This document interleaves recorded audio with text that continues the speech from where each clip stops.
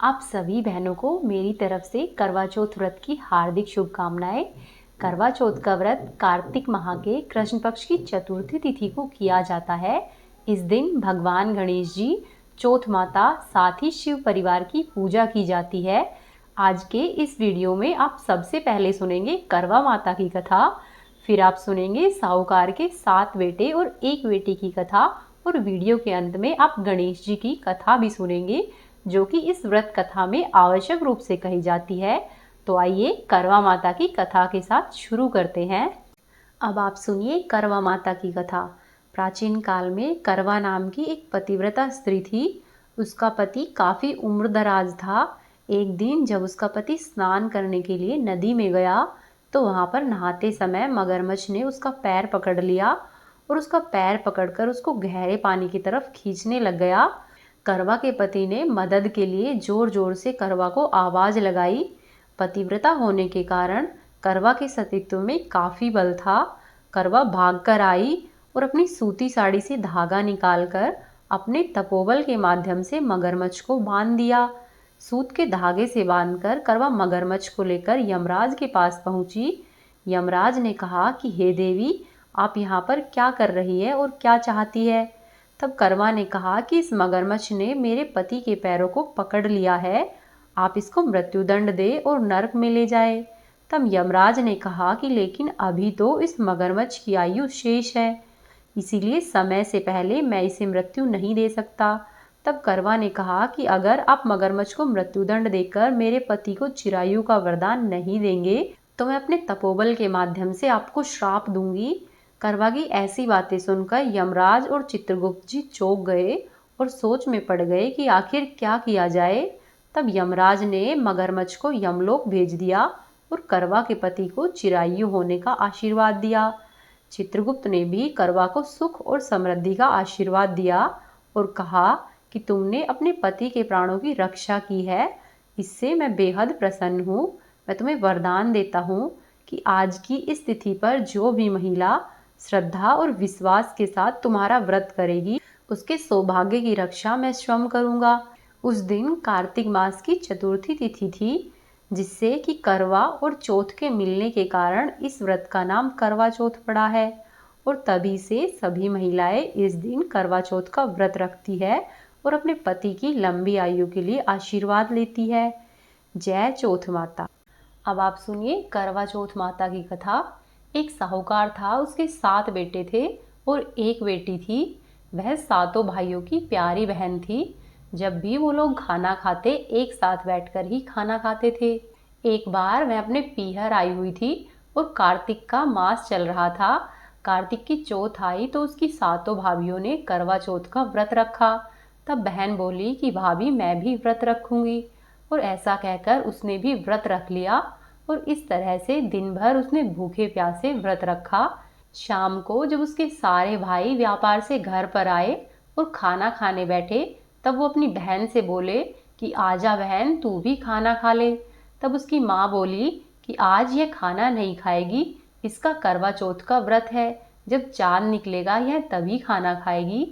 भाई अपनी बहन को भूखा प्यासा नहीं देख सके, तो उनमें से 2 भाई गांव के बाहर गए और एक पेड़ के ऊपर कुछ सूखी घास फूस रखकर आग जला दी और छलनी से नकली चांद दिखा दिया।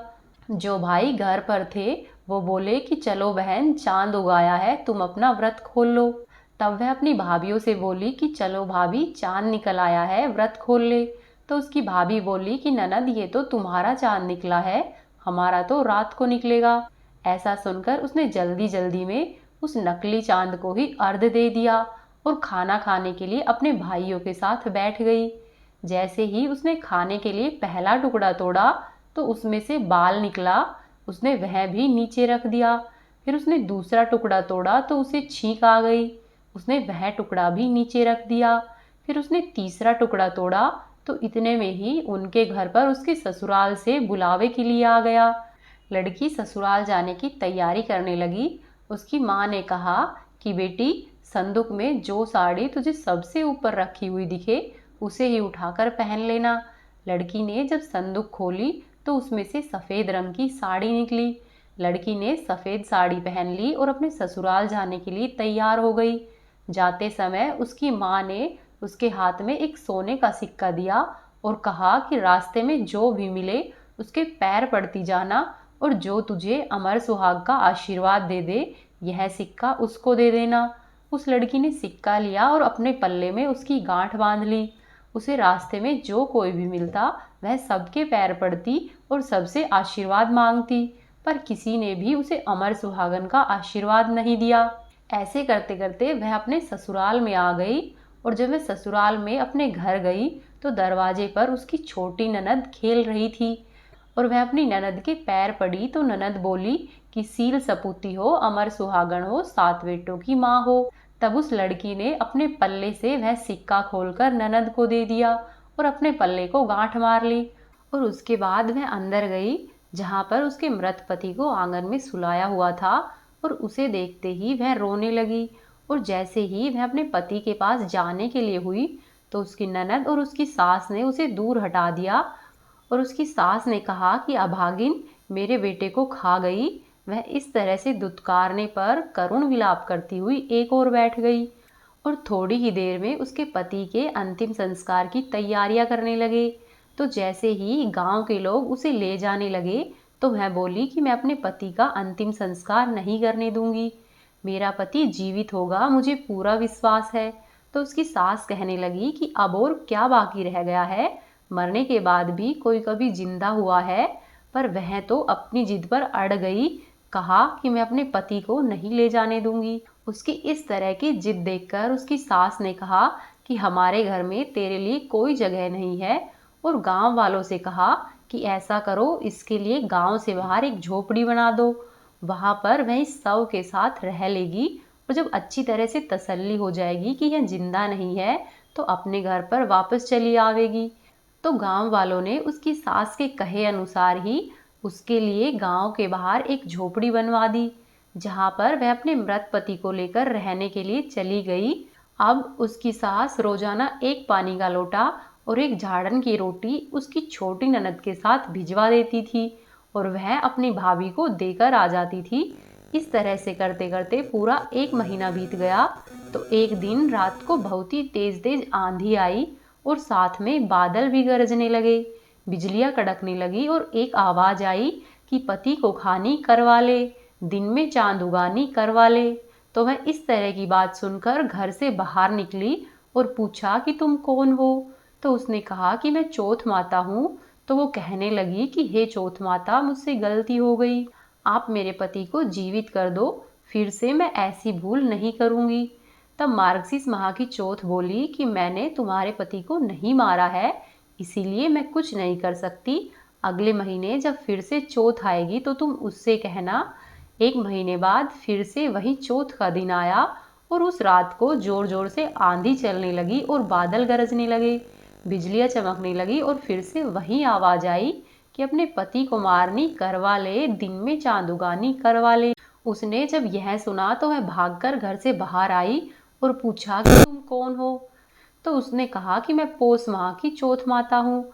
तो वह करुण विलाप करने लगी और कहने लगी कि माता, मुझसे गलती हो गई, क्षमा करो और मेरे पति को जीवित कर दो। तो मैं बोली कि मुझसे बड़ी चौथ माघ महीने की आएगी, वहीं तेरे पति को फिर से जीवित कर सकती है। ऐसा कहकर पौष माह की चौथ माता चली गई और फिर वह अगले महीने की चौथ का इंतजार करने लगी। जैसे ही माघ माह की चौथ आई तो उस दिन भी पहले ही की तरह आंधी आई और आवाज आई कि पति को मारनी करवा ले, दिन में चांद उगानी करवा ले। वह भागकर घर से बाहर निकली और चौथ माता के पैर पकड़ लिए और बुरी तरह से रोने लग गई।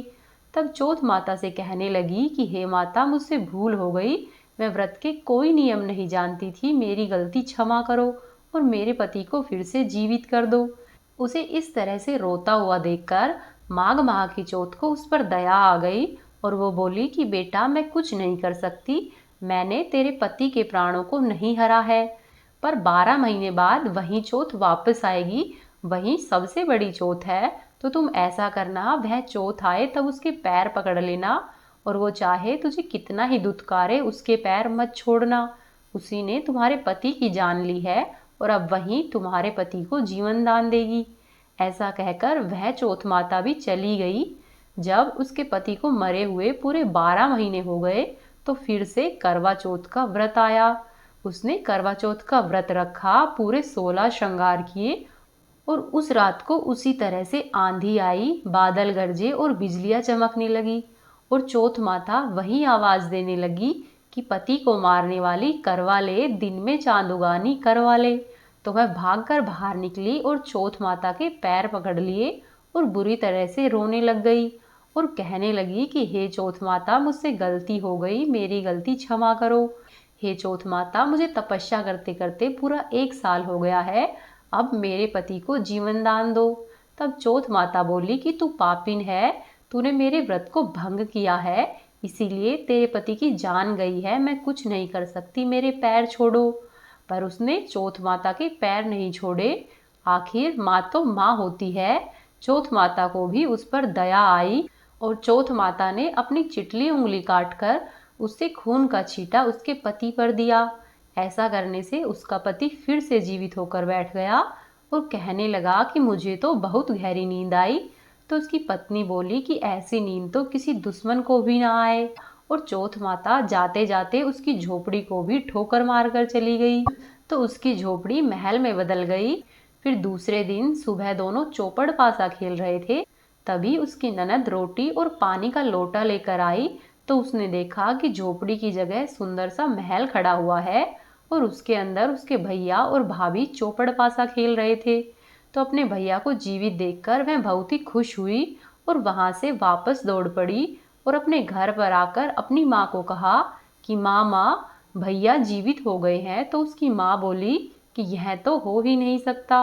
तब वह बोली कि माँ, मैंने अपनी आंखों से देखा है, भैया और भाभी चौपड़ पासा खेल रहे थे। तब उसकी माँ कहने लगी कि वह करमजली मेरे बेटे के शव को कहीं फेंक आई होगी और किसी और को वहां पर लाकर बिठाया होगा। तो उसकी बेटी बोली कि नहीं नहीं माँ, मेरे भैया ही है, मैं उन्हें अच्छी तरह से जानती हूँ, तुम मेरे साथ चलो। बेटी के इस प्रकार से जिद करने पर वह अपनी बेटी के साथ अपने बेटे को देखने के लिए चली आई। वहां पर जाकर जब उसने देखा तो सचमुच ही वहां पर झोपड़ी की जगह एक सुंदर सा महल खड़ा था और उसके अंदर उसके बेटे और बहू बैठे हुए थे। जैसे ही उसने अपने बेटे को देखा तो वह दौड़कर उसके पास गई और उसे गले से लगा ली और कहने लगी कि यह सब कैसे हुआ। तो उसकी बहू बोली कि माँ जी, यह सब करवा चौथ माता के व्रत की वजह से हुआ है। चौथ माता ने ही मुझसे मेरा सुहाग छीना था और आज चौथ माता ने ही मुझे मेरा सुहाग लौटा दिया है।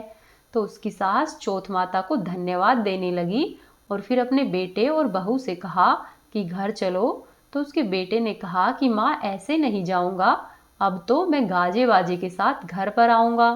तो उसकी माँ कहने लगी कि बेटा, मैं तो जानती हूँ कि तू मेरा बेटा है, पर यह जग कैसे मानेगा कि तू मेरा बेटा है।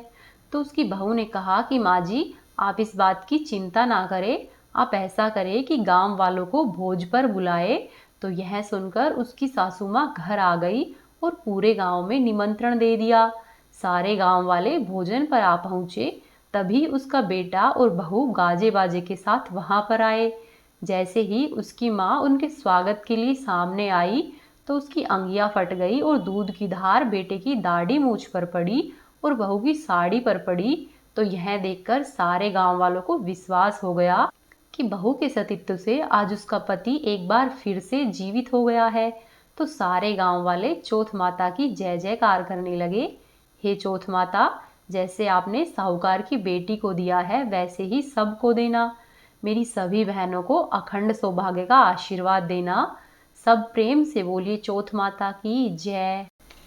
एक समय की बात है, एक भाई और बहन रहते थे। बहन का नियम था कि वह रोजाना अपने भाई का चेहरा देखकर ही खाना खाती थी। शादी के बाद भी वह हर रोज सुबह उठती, जल्दी जल्दी सारा काम करती और अपने भाई का मुंह देखने के लिए उसके घर पर आ जाती। एक दिन रास्ते में एक पीपल के नीचे उसने गणेश जी की मूर्ति देखी। उसने गणेश जी के आगे हाथ जोड़े और कहा कि हे गणेश जी महाराज, मेरे जैसा अमर सुहाग और मेरे जैसा अमर पीहर सबको देना। ऐसा कहकर वह आगे बढ़ जाती है और जंगल की झाड़ियों के जो कांटे थे वो उसके पैरों में चुभ जाते थे। एक दिन वह अपने भाई के घर पहुंची और भाई का मुंह देखकर बैठ गई। तो भाभी ने पूछा कि पैरों में क्या हो गया है। यह सुनकर उसने भाभी को जवाब दिया कि रास्ते में जंगल की झाड़ियों के कांटे गिरे हुए थे और वही कांटे मेरे पैरों में चुभ गए हैं। जब वह वापस अपने घर पर चली गई तब भाभी ने अपने पति से कहा कि रास्ते को साफ करवा दो, आपकी बहन के पाँव में बहुत सारे कांटे चुभ गए हैं। भाई ने तब कुल्हाड़ी उठाई और जंगल के रास्ते में जाकर सारी झाड़ियों को काटकर रास्ते को साफ कर दिया, जिससे कि गणेश जी का स्थान भी वहां से हट गया।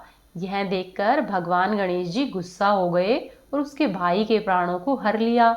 लोग अंतिम संस्कार के लिए जब भाई को लेकर जा रहे थे तब उसकी भाभी रोते हुए लोगों से कहने लगी कि थोड़ी देर रुक जाओ, उसकी बहन आने वाली है, वह अपने भाई का मुंह देखे बिना नहीं रह सकती, उसका यह नियम है।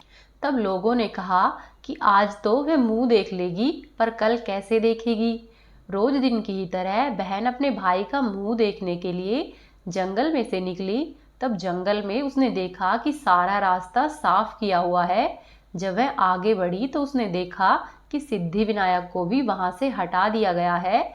तब उसने जाने से पहले गणेश जी को एक अच्छे से स्थान पर रखा और हाथ जोड़कर बोली कि हे भगवान, मेरे जैसा अमर सुहाग और मेरे जैसा अमर पीहर सबको देना।